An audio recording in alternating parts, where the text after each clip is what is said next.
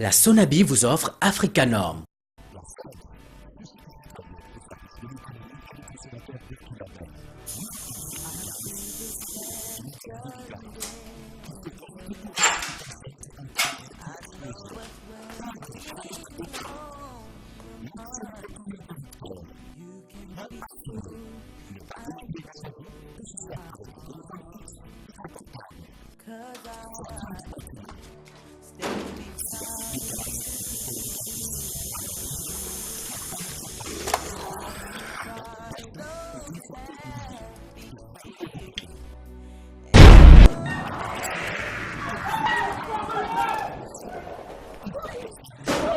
Le 18, sapeur-pompier.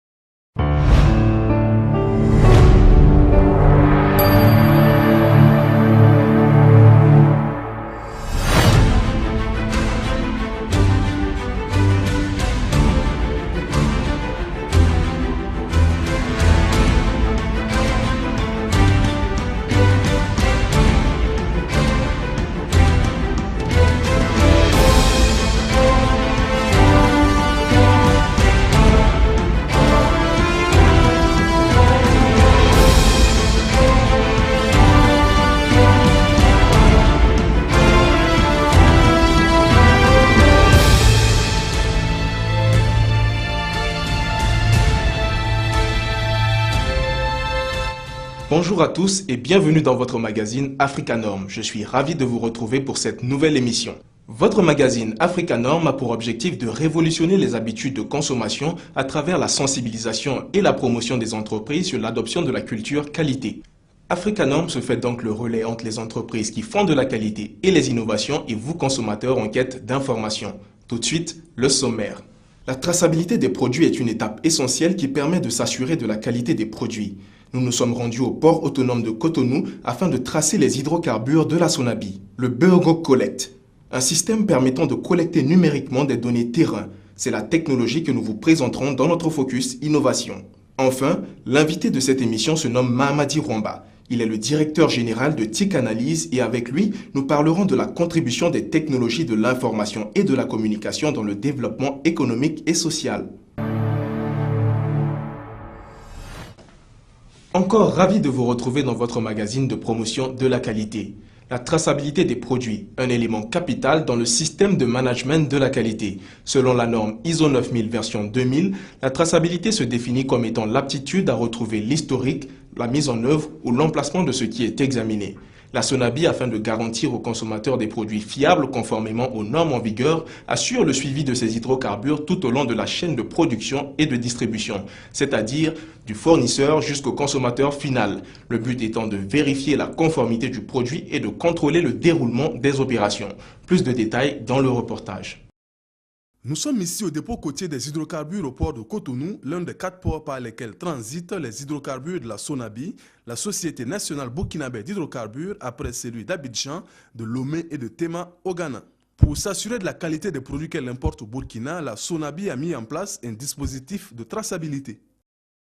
Lorsque les produits arrivent au niveau des dépôts côtiers, déjà sur les navires, il y a un ensemble de prélèvements qui sont faits par des inspecteurs et par le laboratoire des dépôts côtiers pour nous assurer que les produits qui sont arrivés sont conformes à nos spécifications.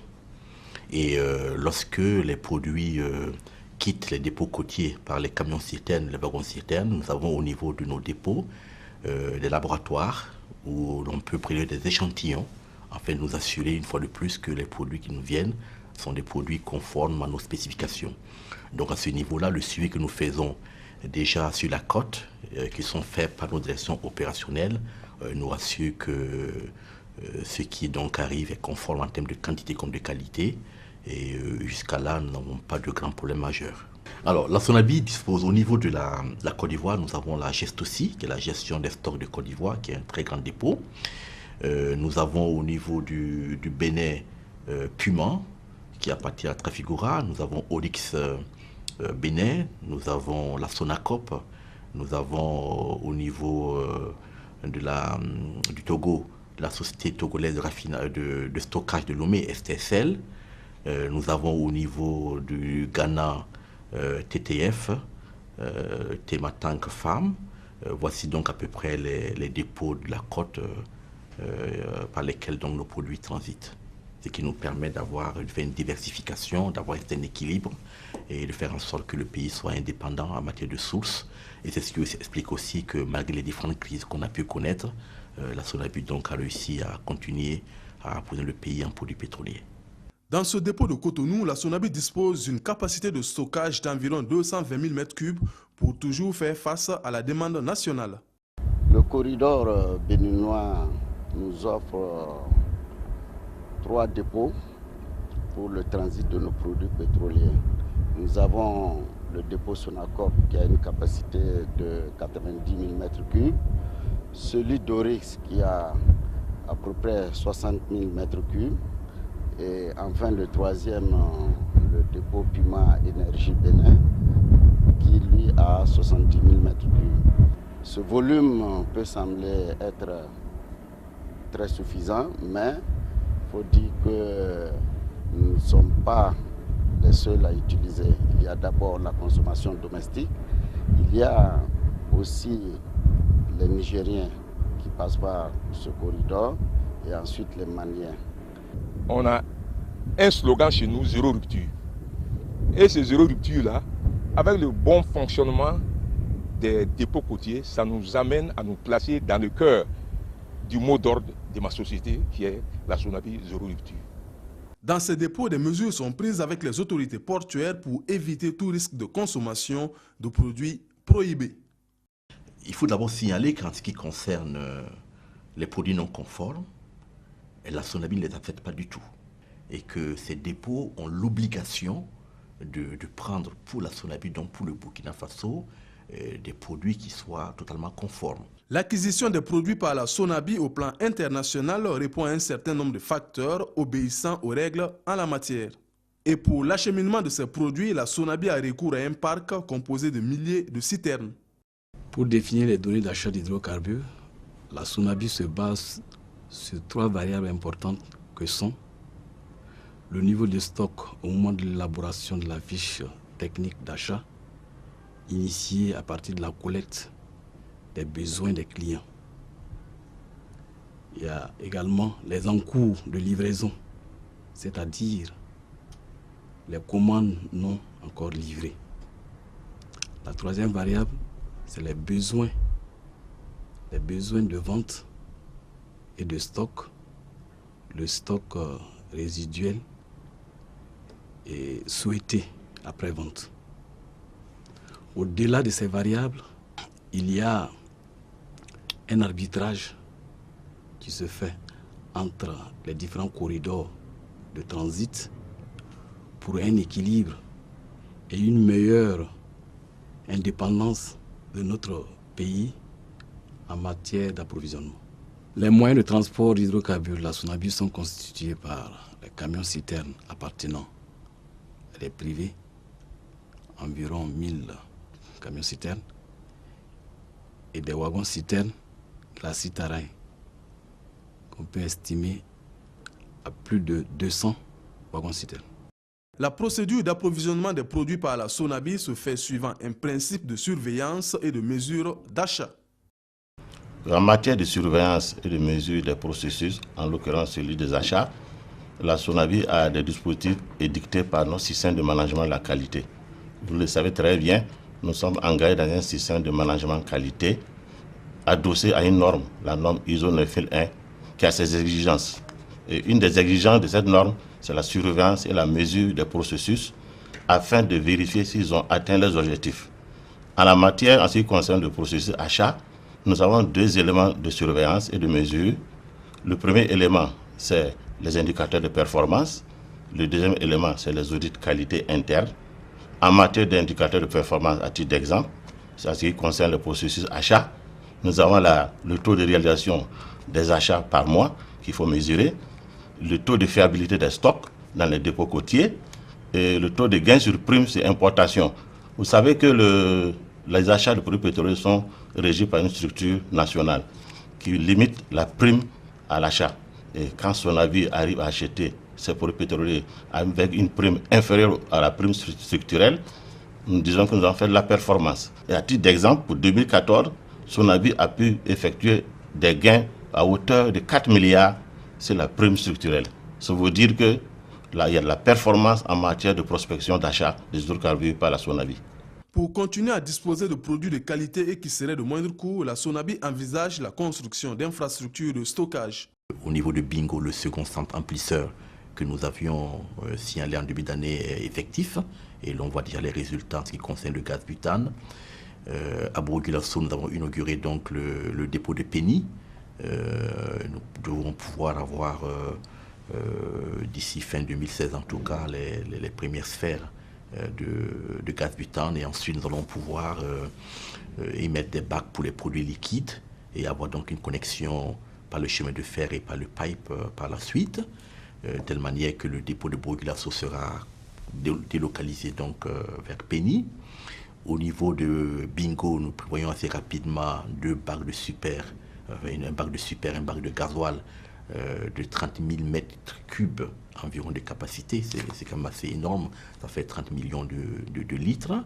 Et nous allons continuer donc à étendre un peu ces dépôts. Et le projet que nous avions depuis bientôt 25 ans maintenant, nous allons essayer dès 2016 de le mettre en œuvre en essayant d'amorcer la délocalisation des dépôts vers l'intérieur du pays. Les régions a priori de Fada, de Kaya ont déjà été identifiées pour voir comment est-ce que nous pourrons délocaliser donc nos dépôts pour les approcher donc non seulement des consommateurs mais aussi des dépôts de transit. Et nous espérons à travers cela avoir plus d'autonomie, mais aussi avoir des gains en termes de coûts. Offrir des produits de qualité qui répondent aux attentes des consommateurs sur toute l'étendue du territoire national, tel est le leitmotiv de la Sonabi depuis près d'une trentaine d'années déjà, qui entend rester fidèle à son slogan « Zéro rupture ».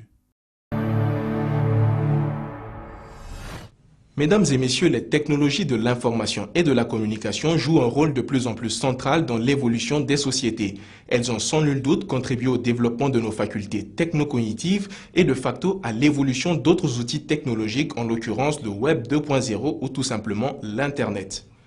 L'engagement pris par la société TIC Analyse est de mettre l'innovation, sinon les TIC, au service du développement. Elle entend fournir des applications mobiles et des environnements technologiques ou tout simplement proposer des solutions aux acteurs du développement. Nous avons été séduits par le génie de ces jeunes Burkinabés qui ont su développer une start-up révolutionnaire dans le domaine des TIC. Il s'agit du Beogo Collect, un système qui permet à la fois la collecte, le traitement et l'analyse de données statistiques en temps réel. L'idée de Beogo Collect est partie du constat que les structures intervenant dans divers domaines ont besoin de collecter et d'analyser des informations dans les meilleurs délais afin de mieux planifier leurs activités. Alors, nous avons conçu un outil permettant de faire une collecte des données en temps réel. L'outil se nomme Beogo Collect.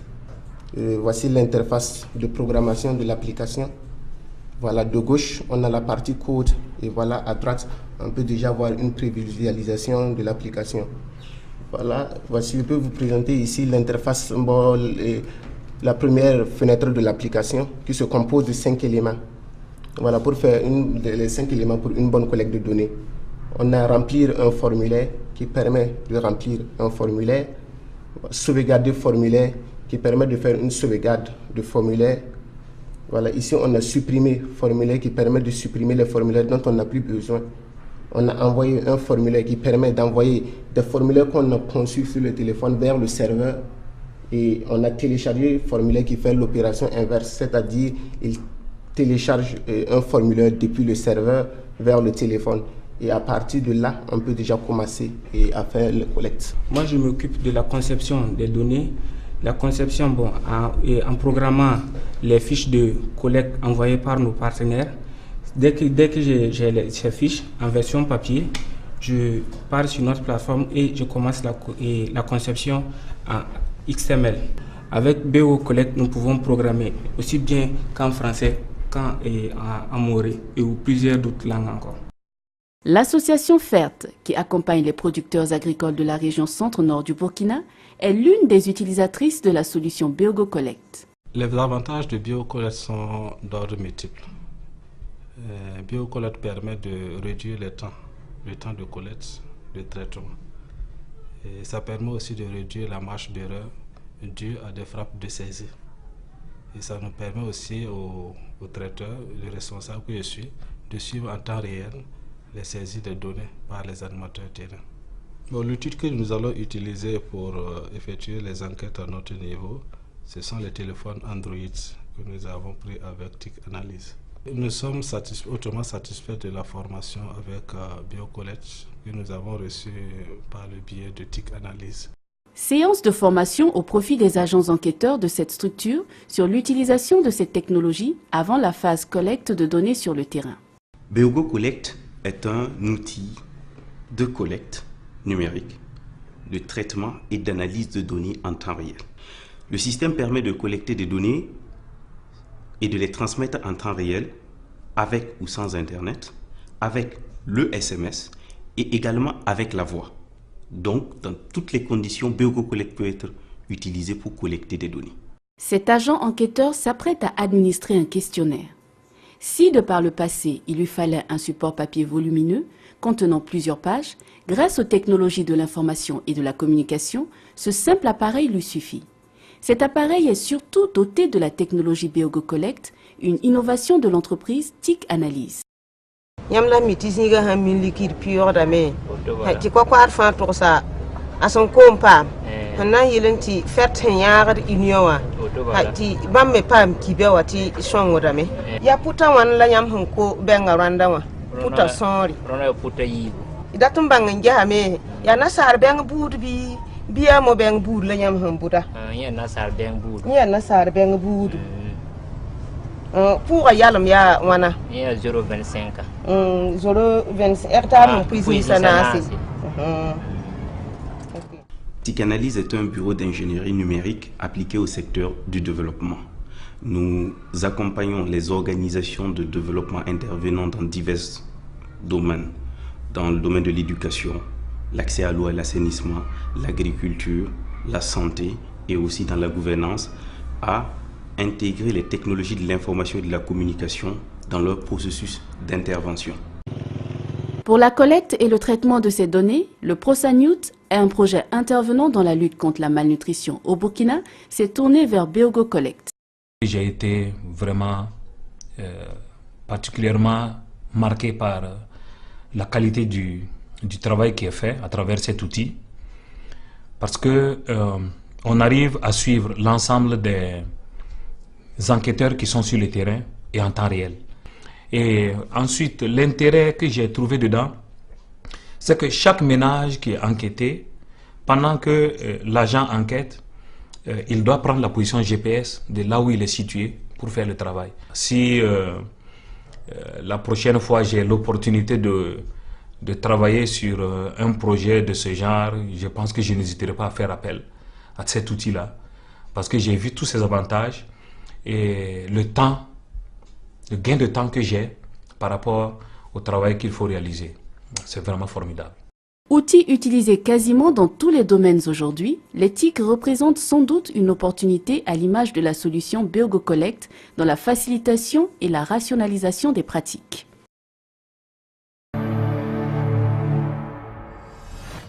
À l'instar de cette entreprise, vous êtes porteur d'une innovation pertinente dans le domaine technologique, de la santé, dans le domaine agricole. Contactez-nous à l'adresse qui s'affiche sur votre écran. Je vous le disais en titre, l'invité de ce numéro se nomme Mahamadi Rwamba. Il est le directeur général de la société TIC Analyse. Sociologue de formation, son entreprise intervient pourtant dans le domaine des TIC. Et malgré son jeune âge, il a déjà plusieurs cordes à son arc. Son talent et sa rigueur lui ont valu de nombreuses récompenses au plan national et international. Africanorm est allé à sa rencontre pour vous. Bonjour Monsieur Rwamba. Bonjour Monsieur Yessien. Monsieur Rwamba, vous êtes sociologue de formation. Vous êtes également titulaire d'un master en gestion des projets TIC et développement et d'un master de recherche en sciences de gestion, option gestion des startups.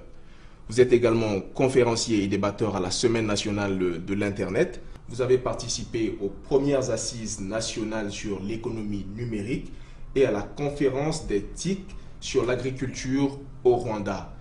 Vous avez obtenu le Grand Prix TIC du président du Faso en 2014. Quel est le secret de votre réussite, M. Rwamba? Merci, M. Yessian. Je dirais tout simplement que je n'ai pas de secret de manière spécifique, Mais comme on dit, qui veut aller loin ménage sa monture. J'ai compris très vite que pour être ce que je veux devenir, il faudrait que je commence à l'être très tôt. Et c'est ce que j'ai appliqué en fait comme règle depuis un certain temps, jusqu'à maintenant où je suis en fait directeur général de TIC Analyse. Les technologies de l'information et de la communication font aujourd'hui partie intégrante de nos usages quotidiens. Nous nous sommes rendus à Cotonou, au Bénin, où nous avons tendu notre micro à quelques personnes afin de recueillir leurs avis et opinions. Start-up.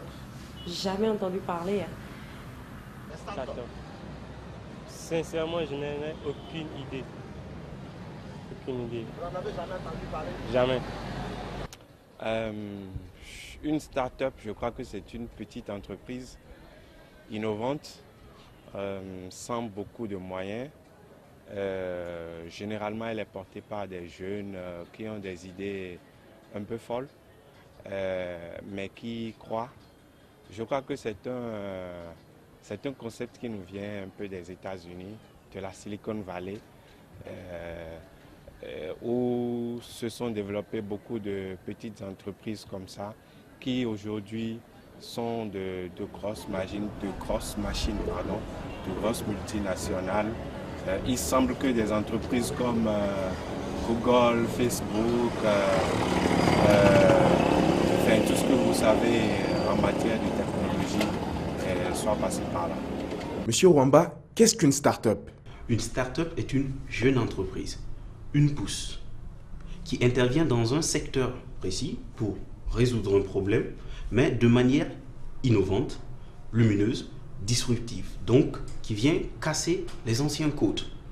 Donc le terme nous vient des États-Unis, précisément de la Silicon Valley, où vous avez, prenons Google a été une start-up, vous avez une start-up célèbre actuellement qui est Airbnb, Uber, et peut-être pas mal aussi au Burkina. C'est des jeunes qui ont eu une idée très innovante de résoudre un problème social. Donc une start-up arrive dans un secteur et apporte une nouvelle manière de faire qui, l'avis des spécialistes, s'appelle la disruption. Ça veut dire tout simplement agresser un système ou quelque chose qui était déjà établi pour envoyer une nouvelle manière de faire. Au Burkina Faso, les jeunes pourraient se mettre dans cette perspective-là. Ceux qui sont dans des filières d'informatique, de marketing, de sciences sociales, de médecine, essayer d'apporter à chaque fois d'avoir ce qu'on l'appelle vulgairement, pas vulgairement, mais simplement innovation, d'apporter de l'innovation dans tout ce qui se fait déjà. Pensez-vous que les TIC peuvent être un outil de développement? Les technologies de l'information et de la communication participent au développement à deux niveaux essentiellement. C'est un secteur propre à l'économie. Prenez en fait le secteur des télécoms. Vous avez des opérateurs qui recrutent des milliers de personnes. Vous avez en fait dans plusieurs villes des gens qui vendent des téléphones, qui vendent du crédit téléphonique. C'est un secteur de l'économie qui participe au développement. Mais de l'autre côté, vous avez aussi les TIC qui sont utilisés comme outils de développement, où on les intègre en fait dans des projets d'éducation, de santé, d'agriculture, d'accès à l'eau et à l'assainissement et aussi de gouvernance locale. De l'avis de notre invité, les technologies de l'information et de la communication peuvent et même doivent être intégrées dans tous les secteurs de la vie économique et sociale. Et c'est le credo de TIC Analyse d'intégrer ces outils pour l'atteinte des objectifs de développement durable. Alors merci M. Rwamba pour ce temps d'échange et bon vent à TIC Analyse. Merci beaucoup M. Yessian et bon vent également à Africa Norm. On arrive déjà à la fin de ce numéro d'Africa Norm et j'espère que vous aurez pris beaucoup de plaisir en notre compagnie. Toutefois, avant de se quitter, toute l'équipe de réalisation se joint à moi pour vous souhaiter une bonne et heureuse année 2016 et surtout une année riche du meilleur que vous souhaitez pour vous et vos familles. Quant à moi, je vous retrouve très prochainement avec de nouvelles innovations, de nouveaux sujets sur la qualité encore plus passionnants.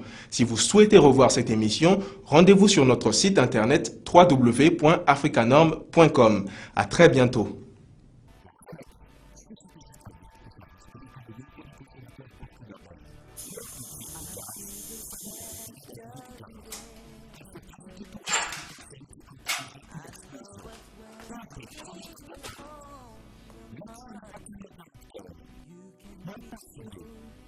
You can be